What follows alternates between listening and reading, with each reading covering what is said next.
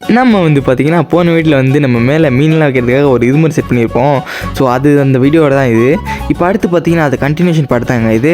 இதில் பார்த்தீங்கன்னா நான் என்ன பண்ணேன்னா ஃபஸ்ட்டு எடுத்தோடனே அந்த கம்பியெல்லாம் கட்ட ஆரம்பிச்சிட்டாங்க. அப்போ தான் கொஞ்சம் பேஸ் கொஞ்சம் ஸ்ட்ராங் ஆகும்னு.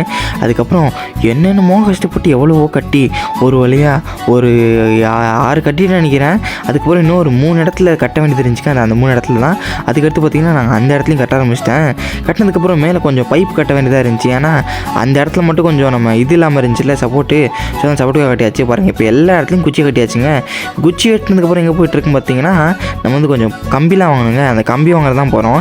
அந்த கம்பிலாம் கட்டினா தான் கொஞ்சம் நல்லா ஸ்ட்ராங்காக இருக்கும். பார்த்தீங்கன்னா மேலே ஷேட் நெட்டும் போட்டாச்சு. எப்படி வேறு லெவலில் இருக்கா இப்போ பாருங்கள். எல்லா இடத்துலையும் கட்டியாச்சுங்க.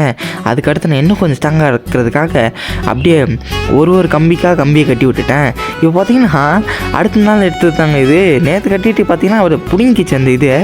சரி நானும் எப்படியே கஷ்டப்பட்டு இழுத்து அப்படியே இதுலேயே மாட்டியாச்சு. மாட்டினதுக்கப்புறம் இப்போ பாருங்கள் கொஞ்சம் நல்லாயிருக்கு. இப்போ அதுக்கப்புறம் கொஞ்சம் கொஞ்சமாக எல்லா இடத்துலையும் கொஞ்சம் கொஞ்சமாக குட்டி குட்டியாக கட்டிட்டாங்க. குட்டினதுக்கப்புறம் தான் இப்போ கொஞ்சம் பார்க்க நல்லாயிருக்கு. எப்படி மாசாக இருக்கா. அடுத்து இது எப்படிலாம் அப்கிரேட் பண்ணலாம்னு சொல்லுங்கள். பாருங்கள் கட்டின கட்டில் கை ஃபுல்லு புண்ணாயிருச்சு. இதுக்காக ஒரு லைக் போட்டு பாருங்கள். பாய்.